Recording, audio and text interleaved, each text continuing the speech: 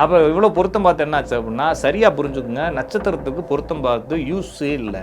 எந்த ஜாதகமாச்சும் இந்த ஜாதகத்தை கல்யாணம் பண்ணி நான் வந்து ஆகா ஓகன் வாழ்ந்தேன்னு சொல்றானா? எல்லாத்துக்கும் பிரச்சனை இருக்குல்ல. சரியா புரிஞ்சுக்குங்க, ஜோதிடம் என்பது உங்களுக்கு வழிகாட்டுவதற்கு தானே தவிர நம்ம பொருத்தம் பார்த்தனா தேர்ந்தெடுக்கிறது கிடையாது. எனக்கு எந்த பெண்ணை திருமணம் செய்வது என்று யாரும் தீர்மானிக்கவோ கணிதம் பண்ணவோ கண்டுபிடிக்கவோ முடியாது. நம்ம என்ன செய்யறோம்னா ஒரு தைரியமா செய்யறதுக்கு ஒரு முடிவு எடுக்கிறோமே தவிர எந்த பெண்ணை செலக்ட் பண்றது என்னுடைய வேலை இல்லை. திருமணம் என்பது எங்க நிச்சயமாச்சு? ஒரு ஜாதகத்துல இவங்களுடைய திருமண வாழ்க்கை எப்படி இருக்கு, இந்த ஜாதகத்துல திருமண வாழ்க்கை எப்படி இருக்கு, ரெண்டுக்குள்ளேயும் ஏறத்தாழ ஒரு மாதிரி இருக்கலாம். இந்த பையனுடைய திருமண வாழ்க்கை ரொம்ப கெட்டு போயிருக்கும், சரியில்லை, 34 வயசு ஆயிடுச்சு. இந்த பொண்ணுக்கு திருமண வாழ்க்கை சரியில்லை, 29-30 வயசு ஆயிடுச்சு. இனிமேல் என்னத்தை சரி, அதான் சரியில்லைன்றதுனால இவ்வளவு வந்துச்சு. ரெண்டு பேரும் கூப்பிட்டு வச்சு கொஞ்சம் பிரச்சனை இருக்குதான் செய்யும். ரெண்டு பேருக்கு சில விஷயங்கள் ஒத்து போகுது. அதனால நீங்க ரெண்டு பேரும் ஒன்னா வாழ்றதுக்கான யோகங்கள் இருக்கிற மாதிரி தெரியுது, அட்ஜஸ்ட் பண்ணி வாழ்ந்துக்குங்க அப்படின்னு சொல்லி ஒருவேளை இயற்கை வழிவிட்டு கல்யாணம் பண்ணிக்கிட்டா லவ் பண்றது ரொம்ப நெருக்கமான உறவுகள் இருக்கவங்களுக்கு தான் ஜாதகம் பார்க்காதீங்க. இறைவன் மேல இயற்கை மேல பாரத்தை போட்டு பட்டுன்னு பண்ணிருங்க. ரொம்ப தெரியாதவங்களா இருந்தா ஜாதகம் பார்த்து கண்டுபிடிக்கலாம் தேவையில்லைங்க. இந்த பொண்ணுடைய குணம் எப்படி, நம்ம குடும்பத்துக்கு ஒத்து போகுமான்றது மட்டும் பாருங்க.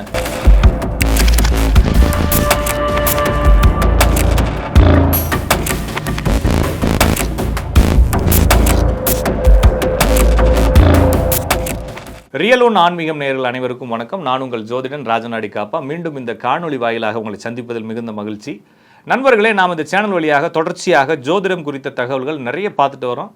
உங்களுடைய ஆதரவும் நிறைய இருக்குது. உங்களுடைய கேள்விகளை கமெண்ட்ல கேளுங்க, அடுத்தடுத்த வீடியோக்குள்ளே பேசலாம். இன்று நாம் பார்க்கக்கூடிய தலைப்பு, சார் நான் வந்து கல்யாணம் பண்ணலான்னு இருக்கேன், எனக்கு வந்து விசாக நட்சத்திரம், எந்த நட்சத்திரம்லாம் பொருந்துன்னு மட்டும் கொஞ்சம் சொல்லிடுங்களேன், நான் பார்த்து டப்புன்னு முடிச்சிடுறேன் அப்படின்ற மாதிரி கேட்குறீங்க. நீங்களும் கேட்குறீங்க, எல்லாருக்கும் அந்த கேள்வி இருக்குது. எந்த நட்சத்திரம் பொருந்தோம், எந்த ராசியில் பொருந்தோம், எத்தனை நம்பர் பேர் வர மாதிரி எடுத்துக்கலாம்.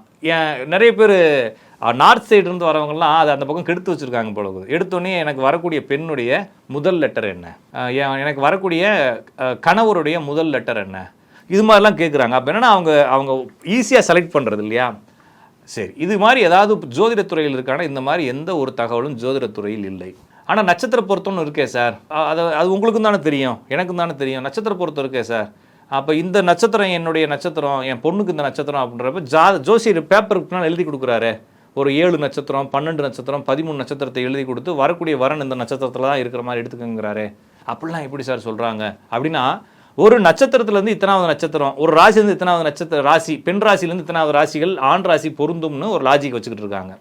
அந்த அடிப்படையில் டிஃபால்ட்டாக இவங்க கால்குலேஷன் பண்ணி இந்த நட்சத்திரத்துக்கு இந்த நட்சத்திரம் பொருந்துன்னு எழுதுவாங்க. இது எங்கே கண்டுபிடிக்கணும்? கூகுளில் சர்ச் பண்ணுங்களேன். விசாக நட்சத்திரம் பெண் நட்சத்திரத்துக்கு பொருந்தக்கூடிய ஆண் நட்சத்திரங்கள் என்னன்னு கேட்டிங்கன்னா போட்டு கூட சொல்லிடுவாங்க. ஆனால் அது உண்மையா, அது சரியானதானா? அதெல்லாம் ஹம்பக்கு. அப்போ நட்சத்திர பொருத்தம்ன்றது இருக்கா சார், இல்லையா சார் ஜோசியத்தில்? நட்சத்திர பொருத்தம் என்பது ஜோதிடத்தில் கிடையாது. அப்போ எதுக்கு சார் நட்சத்திர பொருத்தம் பார்க்குறாங்க அப்படின்னா, நான் கொஞ்சம் டெக்னிக்கலாகவே பேசுகிறேன், கொஞ்சம் புரிஞ்சுக்குங்க. இப்போ உங்களுடைய நட்சத்திரம் என்ன அப்படின்னு கேட்டிங்கன்னா, நீங்கள் ஏதாவது ஒரு XYZ ஒரு நட்சத்திரத்தை சொல்கிறீங்க, ஒரு ராசியை சொல்கிறீங்க. உங்களுடைய லக்கணம் என்னன்னு கேட்டால், இப்போ இந்த வீடியோ பார்க்கக்கூடிய ஒரு 80% பேருக்கு அவங்களுடைய லக்கணம் என்னன்னு தெரியாது. அப்படி தெரிஞ்சிருந்தாலும் உங்கள் பையன் நட்சத்திரம் என்னன்னு கேட்டால் சொல்லிடுவீங்க, உங்கள் ஒய்ஃப் நட்சத்திரம் என்னன்னு கேட்டால் சொல்லிடுவீங்க, உங்கள் பிள்ளை நட்சத்திரம் கேட்டால் சொல்லிடுவீங்க. சார் பிள்ளையோட லக்கணம் என்ன, மனைவியோட லக்கணம்னு கேட்டால் கொஞ்சம் தடுமாறுறீங்க இல்லையா? சரி, ஏன் லக்கணத்துக்கு தடுமாறுறீங்க அப்படின்னா, நம்ம வழக்கு சொல்ல அதை பயன்படுத்துறது இல்லை. ஏன் பயன்படுத்துறதுன்னா, நம்ம ஜாதகத்தில் காலண்டரில் இந்த பையன் பிறக்கிறப்ப இந்த நட்சத்திரம்னு போட்டிருக்கு. நம்ம பேசுகிறப்ப கோயிலில் பூஜை பண்ணுறப்ப நட்சத்திரம் சொல்கிறோம். இப்போ வந்து நான் வந்து உதாரணத்துக்கு நான் பரணி நட்சத்திரம்னு வைங்களேன், ஒரு கோயிலில் நின்று பூஜை பண்ணுறேன். அவர் வந்து நட்சத்திரம் சொல்லுங்கோ அப்படிங்கிறாரு. சார் பரணி நட்சத்திரம் அப்படின்றப்ப, ஏன் ஆண்டவனுக்கு உங்களுடைய நட்சத்திரம் உள்ளே இருக்க ஆண்டவனுக்கு தெரியாதா? அவருக்கு தெரியும் தானே. இறைவனுக்கு தெரியாத நட்சத்திரமா அவங்க நட்சத்திரம் தெரியாதா? அவங்க வாழ்க்கையவே மாற்றக்கூடியவருக்கு உங்கள் நட்சத்திரமா தெரியாது. ஒரு ஃபார்மாலிட்டிஸ், நம்ம வந்து இறைவன்கிட்ட சொல்லிட்டோம், லெட்டர் போட்டோன்ற மாதிரி ஒரு நம்பிக்கை இருக்கு இல்லைங்களா? இது மாதிரி நம்பிக்கைக்காக, நம்மளுடைய சாங்கியங்களுக்காக, சடங்குகளுக்காக ஒவ்வொரு மனிதனுக்கும் நட்சத்திரம்னா என்ன அர்த்தம்னா, நாள் அப்படிங்கிறது நட்சத்திரம், தினம் என்பது திதி. சரியா புரிஞ்சுங்க. தின கதியை தான் திதின்னு சொல்கிறோம், அதை தான் DATE டேட்டு அப்படின்னு சொல்கிறோம், தேதி அப்படின்னு சொல்கிறோம். எல்லாமே இதுதான். நாள் என்பது நட்சத்திரம், தினம் என்பது திதி. அப்போ நான் பிறந்த நாளை, இப்போ உங்களுடைய பிறந்த தேதி என்னன்னு கேட்டால் நீங்கள் டப்புன்னு சொல்லுவீங்க 18/8 அப்படின்னு சொல்லுவீங்க. சரி, உங்களுடைய பிறந்த நாள் அப்படின்னு கேட்டால் அதே தான். அப்போ வந்து இங்கிலீஷ் தேதியை நம்ம பயன்படுத்தியிருக்கோம். இது பேர் கிரிகோரியன் சிஸ்டம். கிறிஸ்துவ பிறந்ததுலேருந்து ஆரம்பித்து கொண்டு வரது இப்போ நம்ம பயன்படுத்திக்கிட்டு இருக்கக்கூடிய மார்ச், ஏப்ரல், மே இதெல்லாம். சரி, அதெல்லாம் வந்தது வந்து நம்ம ஊரில் வந்து ஒரு 200 வருஷமாக தான் அதிகமான பயன்பாட்டுக்கு வந்துச்சு. அதுக்கு முன்னால் நம்ம ஊரில் 1998, 2024லாம் சொல்ல மாட்டாங்க. பிரபவ வருடம், விபவ வருடம் இப்படி தான் சொல்லுவாங்க. மார்கழி திங்கள் இத்தனாவது நாளுன்னு தான் எழுதுவாங்க இல்லைங்களா? அப்போ அந்த டயத்தில் ஒருத்தன் பிறந்தவனை என்ன எழுதியிருப்பாங்க? ஏப்ரல் மாதம் பிறந்தவன் 2024 எழுதியிருப்பாங்களா? இல்லைன்னா இல்லை. என்ன எழுதியிருப்பாங்க? சித்திரை மாதம் பிறந்தவன், பார்த்திவ வருடத்தில் பிறந்தவன், சித்திரையில் இத்தனாவது நாள்லையும் இன்ன திதியில் பிறந்தவன், இப்படி தானே எழுதியிருப்பாங்க. நாளுங்கிறத நட்சத்திரமாக எழுதியிருப்பாங்க. இந்த நட்சத்திரத்தில் இந்த திதியில் பிறந்தவன் எழுதியிருப்பாங்க. இது என்னன்னா வெறுமனே தேதி சிஸ்டம் தான். சார் இவ்வளோ ஓவராக பேசுகிறீங்களே, இப்போ என்ன தான் சொல்ல வரீங்க அப்படின்னா, இப்போ ஒரு மனிதனுடைய நட்சத்திரம் என்பது அவருக்கு தெரியும். ஜாதகம் எப்படி தெரியும்? ஜாதகம் எங்கே எழுதுவாங்கன்னா, ஒரு காலத்தில் இப்போ நீங்கள் உங்களுடைய பிறந்த தேதியை கொண்டு போய் கூகுளில் டைப் பண்ணி போடுங்க, உடனே சார்ட் என்ன ஆயிரும்? இமேஜாக வந்துடும். அப்படியே ஸ்க்ரீன்ஷாட் எடுத்துக்கலாம், ஆனால் டவுன்லோட் பண்ணி பிரிண்ட் எடுத்துக்கலாம். 1000 பக்கம் பிரிண்ட் வருது. இதே ஒரு 200 வருஷத்துக்கு முன்னாலேயோ 50 வருஷத்துக்கு முன்னாலேயோ 100 வருஷத்துக்கு முன்னாலேயோ ஒருத்தருக்கு ஜாதகம் தெரிஞ்சுக்கணும்னா என்ன செய்வார்? உங்கள் தாத்தா என்ன செஞ்சிருப்பாரு அப்படின்னா, கண்டிப்பாக அவர்னாலேயே கிரியேட் பண்ண முடியாது. யாராச்சும் ஒரு ஜோசியரை நாடி போக வேண்டும். சரி, அந்த ஜோசியர் நாடி போனால் ஜோசியர் என்ன செய்வார்? கணிதம் போடுவாரா அப்படின்னா, கணிதம் பண்ண மாட்டார். அவர் பஞ்சாங்கங்களை அடுக்கி வச்சிருப்பார். ஒரு 1941 ஆண்டு அப்படின்னா ஒரு ஜோசியர்கிட்ட போனோம்னா 1940 ஜாதகம் பார்க்க போகிறப்ப பஞ்சாங்கமாக இருக்கும் ஆஃபீஸில். அந்த 1941 ஆண்டு எடுத்து திருப்பி அவர் பிறந்த தாதி எடுத்து கட்டம் போட்டு தான் பலன் சொல்லுவாங்க. அப்போ பஞ்சாங்கங்கள் எப்போ வந்துச்சு அப்படின்ற கேள்வி இருக்குது. பஞ்சாங்கங்கள் புழக்கத்துக்கு 100-120 வருஷத்துக்கு மேலே ஆகுது. அதுக்கு முன்னால் எதுவுமே இல்லை. அப்போ ஜோதிடர்களாக கணிதம் செய்து வைத்திருப்பார்கள். அப்போ ஒரு ஜாதகம் எழுதணும்னா குறிப்பிட்ட இடங்களெல்லாம் எழுதி கொடுத்து, இவ்வளோ சொத்துக்களை எழுதி கொடுத்து, அங்கே போய் தங்கி அந்த ஊரில் 40 நாள் தங்கி சத்திரங்களில் தங்கி அந்த ஜோசியக்காரரை வச்சு எழுதுவாங்க. அப்படி இல்லாட்டினா ஜோசியக்காரருக்கு லெட்டர் போட்டு, அதனால் ஜோசியக்காரருக்கு வண்டி அனுப்பிச்சு அவரை கூப்பிட்டு நம்ம வீட்டில் உட்கார வச்சு அவருக்கு ஒரு 40 நாள் செய்வனெல்லாம் பண்ணிவிட்டு, செய்வனன்னு சொல்கிறது என்னன்னா செய்கிறது தான், செய்பாடுகள்லாம் பண்ணிவிட்டு அவருக்கு குறிப்பிட்ட சொத்துக்கள் எழுதி வச்சு, ஊர் ஓரத்தில் கூடிய நிலங்களெல்லாம் எழுதி வச்சு, சரிங்களா, அவருக்கு பட்டு பீதாம்பரங்கள் நகை நட்டெல்லாம் வாங்கி போட்டு 1 மாதத்துக்கான சோறு தண்ணிலாம் கொடுத்து அவரை உட்கார வச்சு எழுதி ஓலையில் எழுதி கொடுத்துட்டு போவார். இது மாதிரி எத்தனை பேருக்கு சாத்தியமாக இருந்துச்சு அப்படின்னா, குடும்பத்தில் பிறந்த முதல் பிள்ளைக்கு எழுதுவாங்க. அதுக்கப்புறம் வருஷத்துக்கு ஒரு பிள்ளை பெற்றாங்கல்ல, 15 பிள்ளை ஒரு வீட்லையும் பெற்றாங்கல்ல, 15 ஒரு தடவை அவனை கொண்டு வந்து எழுதுறதா இருந்தால் அந்த ஜோசிக்காரன் கொடுக்குறது சொத்தெல்லாம் வீணாக போயிடும். அப்போ என்ன செய்வாங்கன்னா, ஃபர்ஸ்ட் பிள்ளைக்கு ஆர்வத்தை எழுதுவாங்க. நம்ம இப்போ ஃபர்ஸ்ட் பிள்ளைகளுக்கு பர்த்டே கொண்டாடுறோம்ல, 2வது பிள்ளை கண்டுக்கிறதே இல்லை, டவுசரோட போட்டு விடுறது, அது மாதிரி ஆயிடுது இல்லையா? அது மாதிரி அவங்க என்ன செய்வாங்க, ஃபர்ஸ்ட் பிள்ளைக்கு ஜாதகம் எழுதுவாங்க. எப்படி எழுதுவாங்கன்னா, ஒரு ஜோசியரை கூப்பிட்டு 1 மாதம் தங்க வச்சு எழுதுவாங்க. அதுக்கு அடுத்த பிள்ளை என்ன செய்வாங்க, போய் அந்த ஊரில் முக்கியமான ஆள்கிட்ட போயிட்டு என்ன நட்சத்திரத்தில் பிறந்திருக்குன்னு மட்டும் கேட்டுக்குவாங்க. அதுக்கு மேலே அந்த பிள்ளையை பற்றி தெரியாது. நிறைய பேருக்கு தெரியும் இல்லையா? எப்போ பிறந்தீங்க அப்படின்னா, எம்ஜிஆர் செத்தாரு, எம்ஜிஆர் இங்கே லண்டன் போனார், எம்ஜிஆருக்கு ஆப்ரேஷன் நடந்துச்சுன்னு சொல்லுவாங்களா இல்லையா? அன்னைக்கு அடுத்த 2 நாள் கழிச்சு தான் அந்த பையன் பிறந்தான்னு சொல்லுவாங்களா இல்லையா? முத்தாலம்மன் கோயில் சாட்டினாங்க, இவன் பிறந்தான் அப்படின்னு சொல்லுவாங்க. தேதியும் தெரியாது, ஒன்றும் தெரியாது இல்லையா? அப்போ எதுவுமே தெரியாத போது அவங்களுக்கு நட்சத்திரங்களை மட்டும் நினைவில் வச்சுருந்தாங்க. ஏன்னா அப்போ ஜோசியம்ல ஜாதகம் எழுதுறது அவ்வளோ எக்ஸ்பென்ஸாக இருந்துச்சு, அவ்வளோ அதிகமாகவும் பிரச்சனை. அது ஒரு ஜோசியரை கூட்டு உட்கார வச்சு தங்க வச்சு வீட்டில் உட்கார வச்சு பழைய படங்கள்லாம் பார்த்தா தெரியுங்க உங்களுக்கு. பழைய எம்ஜிஆர் படம்லாம் பார்த்தீங்கன்னா ஜோசியருக்குன்னு எல்லா வீட்டுக்கு ஒரு ஜோசியர் ஒரு தனியாக வந்துருவார், அந்த வீட்டில் தங்கி எழுதுவார். அது மாதிரி எழுதப்பட்ட காலத்தில் மக்களுக்கு நட்சத்திரங்கள் மட்டுமே சிலருக்கு தெரிஞ்சிச்சு, ஜாதகம் இல்லை. அப்போ அவங்களுக்கு எப்படி பொருத்தம் பார்க்கறது? அப்போ ஒரு ஜாதகத்தையும் வச்சு தான் பொருத்தம் பார்க்கணும்னு நம்ம பழைய நூல்கள் சொல்லுது. ஒருத்தருக்கு தான் ஜாதகமே எழுதலையே, ஜாதகம் எழுதுறதுக்கு தான் காசு இல்லையே, இல்லைன்னா நேரம் இல்லையே. அப்ப 15 பிள்ளைகளுக்கு எப்படி ஜாதகம் எழுதி எங்க அடுக்கி வைக்கிறது? வீட்டுல பீரோவே இல்லையே. புரிஞ்சுக்கிட்டீங்களா? அப்ப பொதுவா நட்சத்திரங்களை தெரிஞ்சு வச்சிருக்கிறதுனால இந்த நட்சத்திரங்களை வச்சு பலன் சொல்லக்கூடிய சிஸ்டத்தை அந்த காலத்துல உற்பத்தி பண்ணாங்க. சார் என்ன சார் இப்படி ஒரு கதை வர்றீங்க, இப்படி ஒரு உருட்டா அப்படிலாம் கேட்காதீங்க. இப்ப ஆதார் கார்டை வச்சு பலன் சொல்றாங்களா இல்லையா சில ஜோசிகாரங்க? அது மாதிரி அந்த காலத்துல இது ஒரு புதுமையான ஒரு சிஸ்டமா இருந்திருக்கலாம். நட்சத்திரத்தை வச்சு வரன்களை தேர்ந்தெடுத்தல். ஏன்னா நம்மளுக்கு வரனை தேர்ந்தெடுப்பதில் நிறைய குழப்பம் இருக்கு இல்லையா?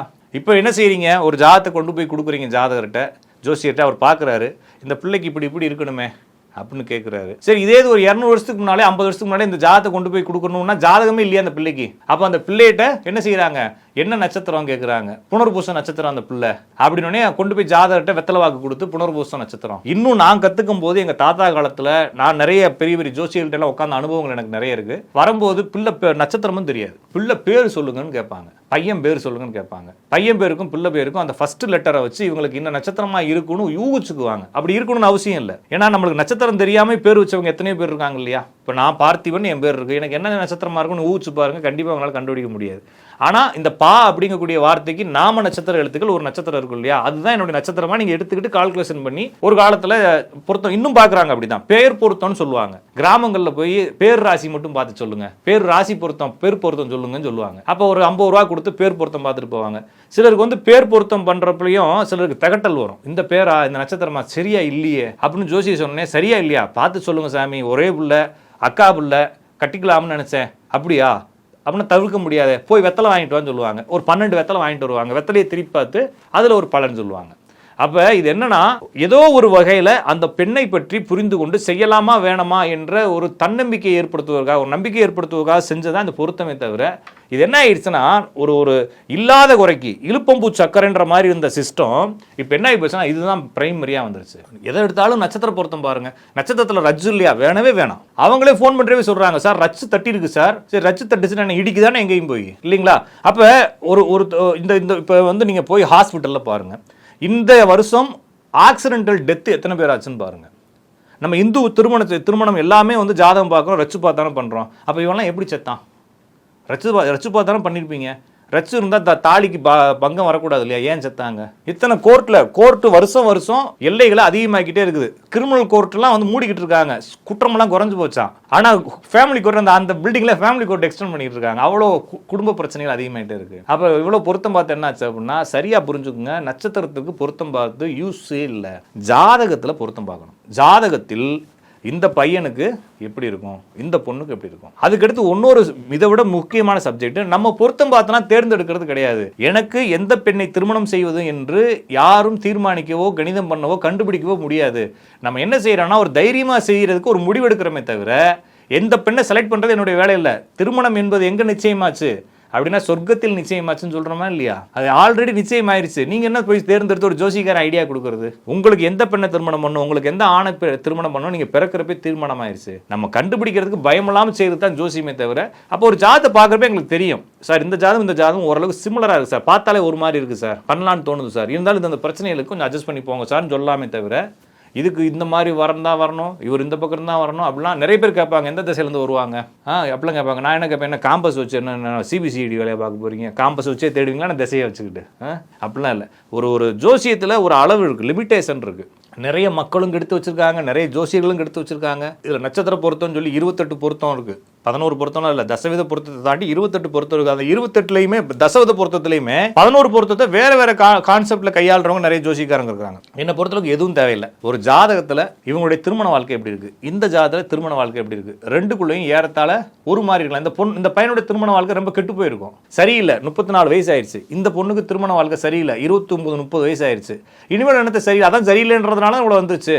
2 பேரையும் கூப்பிட்டு வச்சு கொஞ்சம் பிரச்சனை இருக்குதான் செய்யும். 2 பேருக்கு சில விஷயங்கள் ஒத்து போகுது, அதனால நீங்கள் 2 பேரும் ஒன்றா வாழ்றதுக்கான யோகங்கள் இருக்கிற மாதிரி தெரியுது, அட்ஜஸ்ட் பண்ணி வாழ்ந்துக்குங்க அப்படின்னு சொல்லி ஒருவேளை இயற்கை வழிவிட்டு கல்யாணம் பண்ணிக்கிட்டா, இயற்கையை விட என்னத்தை, இயற்கை தானே உங்களுக்கு அனுமதி கொடுத்து கல்யாணம் பண்ண வைக்குது, அதை விட என்னத்தை அனுமதி யார்கிட்டையும் வேண்டிக்கிறதுக்கு?